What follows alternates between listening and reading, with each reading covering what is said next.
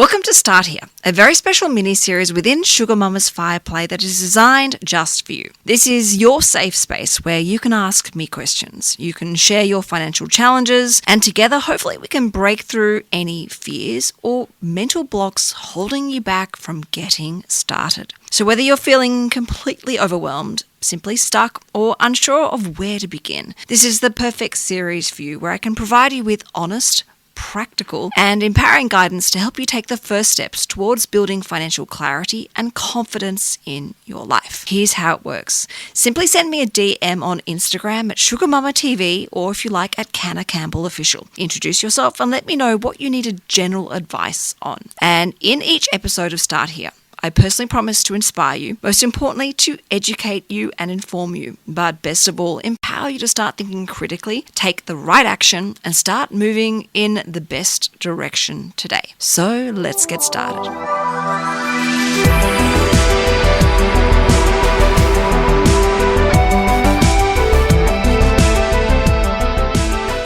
Okay, so today's episode is actually a really exciting one. It's all about investing, which is one of my favorite, strategies when it comes to building wealth. Now, this listener has written into me explaining that she was given $10,000, by her grandmother. And her grandmother has asked her to go and invest it. She explained that she has read my book, Mindful Money and Motivated Money by my financial mentor, Peter Thornhill. It's one of the best financial books I can recommend, and that she loved both of them. And she wants to be able to invest like Peter Thornhill recommends, which is purely in Australian industrial shares. Now, she's gone on to explain in her message to me that she doesn't actually want to touch this money, but in the meantime, she's actually saving up for an investment property, so she doesn't have any sort of surplus cash flow to be able to add to this $10,000 that she's just been given. She wants to invest for the long run, but she doesn't know how to physically get started and how to start investing that $10,000 as Peter Thornhill and as my own investment philosophy recommends in Australian shares. So these are the steps that I recommend to get started and start investing in shares.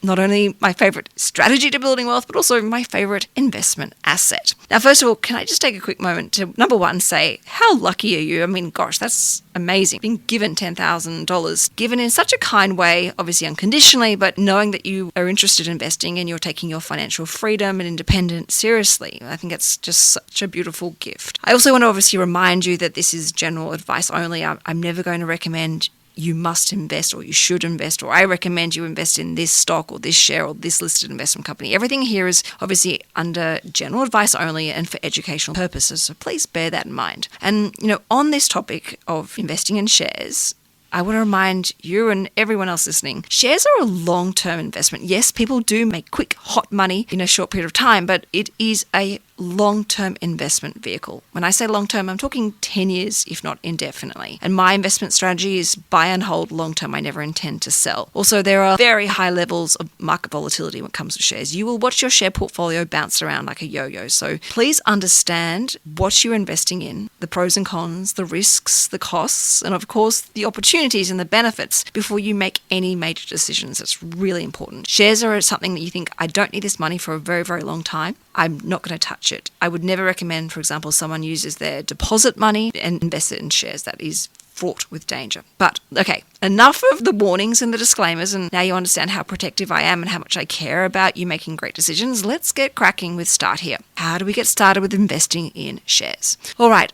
I am going to suggest, though, and I know I've just completely contradicted myself, and I'm sorry, but do go and please do a risk profile so that you understand and you are educated. And I know you've read both books, Mindful Money and Motivated Money, but still, it pays to do a risk profile just in case. Now, the first thing you're going to need is an online share trading account, assuming that you do not want to use a personal broker. And, I'd only say that probably a small percentage these days of people really do use brokers, and they're for the sort of multi-million-dollar share portfolios or significant six-figure share portfolios where you can justify the cost and the value of a experienced stockbroker. If you're going to go down the path that I have gone down, and that's an online share trading account, that is what you're going to need. A lot of people ask me, what is the best online share trading account? Look, a lot of these share trading accounts are pretty similar. You do need to do your research, but the things that I would look for in a quality online share trading account is obviously, access to good quality independent research that is ideally offered for free if you can avoid having to pay for a research subscription. Also, it gives you access to other tools that might not necessarily suit you right now, but maybe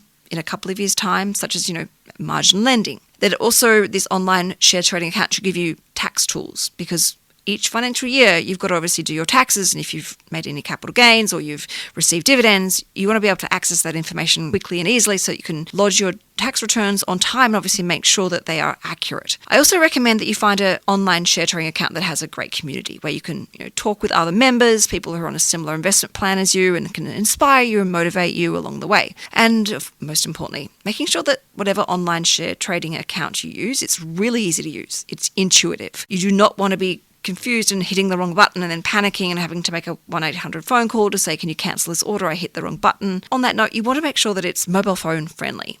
I like to check my portfolio when I'm out and about. Maybe I'm parked in the car, looking at my phone just to quickly check it. Maybe you're sitting on the bus or in bed at night, you can quickly check it. You don't have to log on to a desktop all the time. So those are the sort of top things I'd look for. And for the record, the $1,000 project, that originally started with ANZ Investing because that was just the right thing for me, and there wasn't a wide selection back then as there is today. It then obviously was bought out by CMC, which is where it currently is, and I'm actually looking at changing it. So you want to make sure you find the right investment platform to trade on, because changing it is not difficult, but you don't want to be changing it all the time. I'll point that out. So, and one of the online share trading accounts that I'm looking at, amongst many, is obviously the Moomoo platform, which I have been really impressed by the level of research that's provided, but more importantly, the community, because I think that's really important, because, a financial journey does take a while, and you want to make sure you're being supported and empowered and educated all the way through. So I do love that component of Moomoo. Next thing you need to do once you've got your online share trading account open is to transfer some money into that. Now, you can transfer that $10,000 if you like today into that account or as soon as it's open. That doesn't mean you have to immediately invest it. It can sit there and wait until you're ready, and never invest in something you don't understand, and don't invest until you are 100% ready, because as I said, this is a long-term game plan. So you've got the account open, the $10,000 is now sitting there, and what's the next step? Well, you need to do your research. It sounds like you've really educated yourself. I love that you've read Motivated Money. As I said,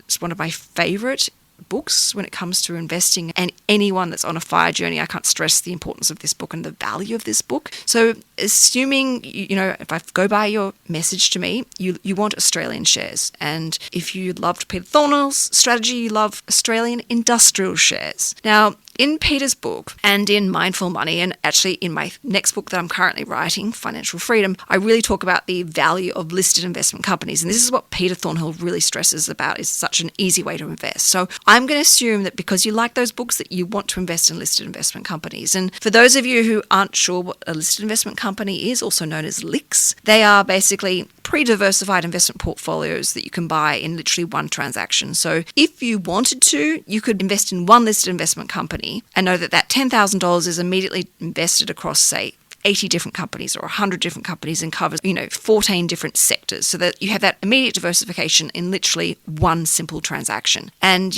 I will openly admit, not advice at all, but I will share with you a lot of the $1,000 project portfolio is invested in LICs, and so is my personal separate share portfolio, and so is my superannuation investment portfolio. I really love the value of a LIC, and it does meet my long-term goals.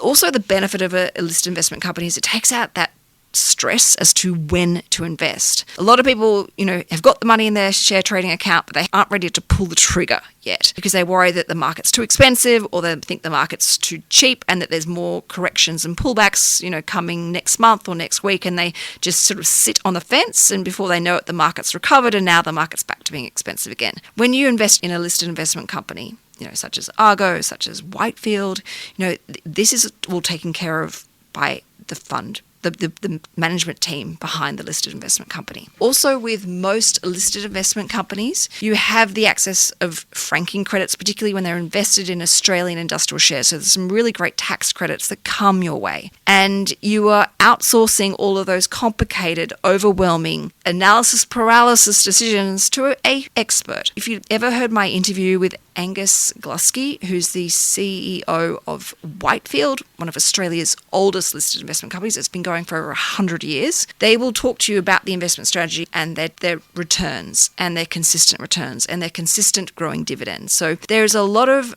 I wouldn't say it's perfect, you do pay fees, there are expenses involved, but there is a lot of value you get from utilizing a listed investment company. And again, I'm going to assume that that's what you want. So once you've made a decision as to which listed investment company you want to invest in, go ahead and buy it. And you can, as I said, you can buy it in one transaction. Now, a common question I get asked is how many listed investment companies should you own? This is a brilliant question. When you look at each of the websites for these listed investment companies, they will share their top holdings. And if you sit down and compare against, all the different listed investment companies and what they actually hold, you'll see that there is a common theme. A lot of them hold the same stock. So there is an argument to say, well, you only really need one listed investment company because they're all holding the same thing. They're identical or they're close to identical. So I'm not going to tell you how many listed investment companies to own, but you can have a look for yourself and see what you feel most comfortable with. And I only have, I think, 2 or 3 listed investment companies across my whole entire asset holdings. Because for me, there is a diminishing return of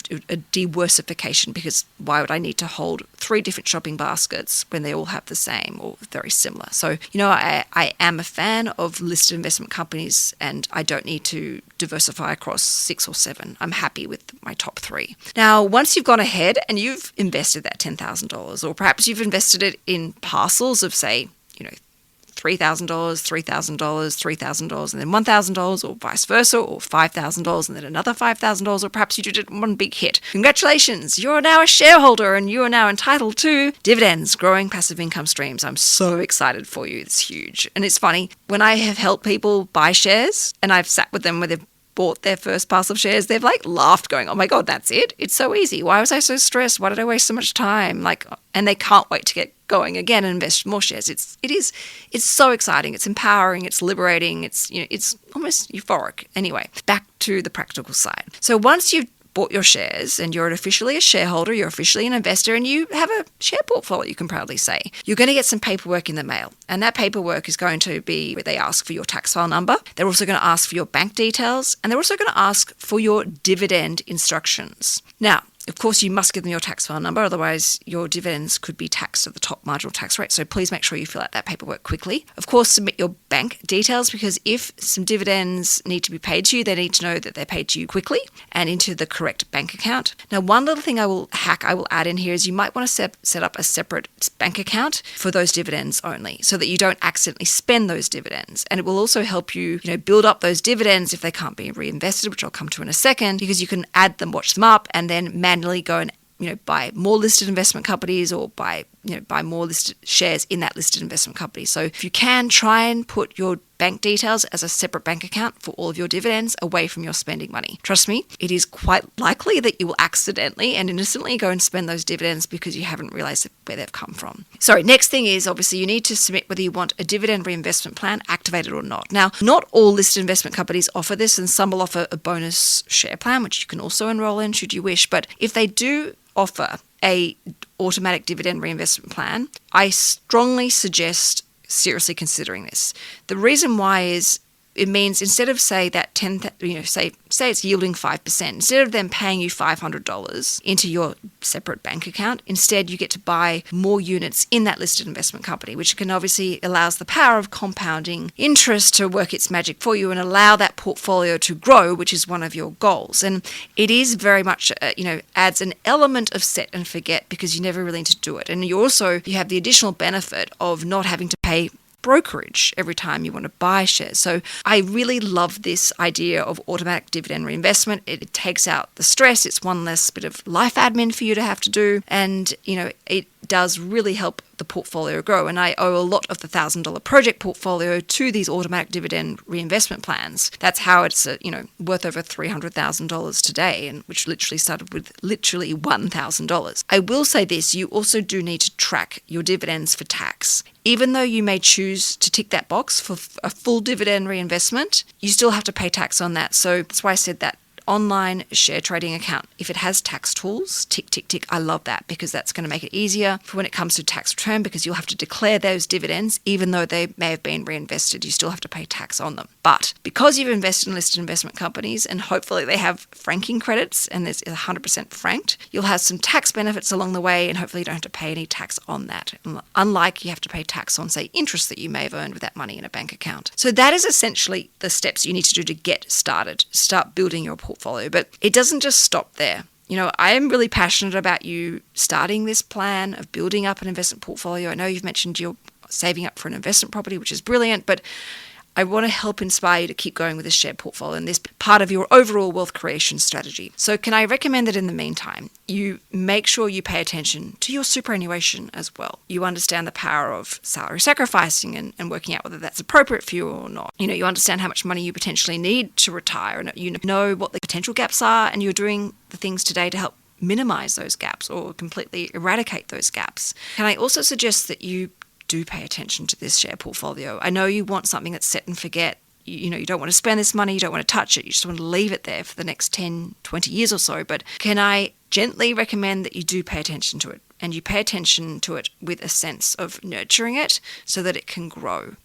Can you look out further down the track once you've bought your investment property and that's working for you and it's paying itself off, or it's doing what it's in alignment to your financial goals, that you perhaps look at maybe setting up a regular investment plan for this investment portfolio of yours? Or perhaps you look at something like a margin loan where you, under obviously getting serious advice from a financial planner, look at something where you can incorporate a gearing strategy or even a debt recycling strategy so that you can continue on building this portfolio so that your wealth is really well diversified across property and across share. And can I also strongly recommend that you look at personal insurance, protecting your wealth. Go and get some advice around whether you should have an income protection policy. How should you own it? Could it be through your super? Is it going to be tax deductible for you? How much is it going to cost? I want to make sure that you can stay on your path of building financial independence and have early retirement. And of course, remember to always have emergency money, the right amount of emergency money. Your share portfolio is not your emergency money. This is your financial independence money. This is what's going to allow you to have freedom, going to give you choice, it's going to give you flexibility, it's going to give you time to do the things that you love. So I hope you understand now how to get started in building your share portfolio. This is a really exciting time in your life, and you're incredibly lucky to be given this money. And I think it's so admirable that you respect this as well, and you want to nurture it and grow it. But set and forget is powerful. Set and forget is great. But please make sure that you nurture this. You stay focused, you stay inspired, and you keep putting the right action in place to allow your wealth to flourish. And you look back with absolutely zero regrets. And you look back with an immense sensation of pride and joy and gratitude in yourself, but also in your beautiful grandmother. All right, thank you everyone for listening. This is a Start Here mini-series within SugarMamma's Fireplay. A quick reminder, of course, this is general advice only. Everything I've shared with you is to inspire you and to use as a guidance and only for educational purposes. If you have any questions at all, please always feel free to reach out to me on Instagram at SugarMammaTV or Canna Campbell Official. Thank you everyone for listening. I'll catch you next week for Start Here and SugarMamma's Fireplay. Ciao for now.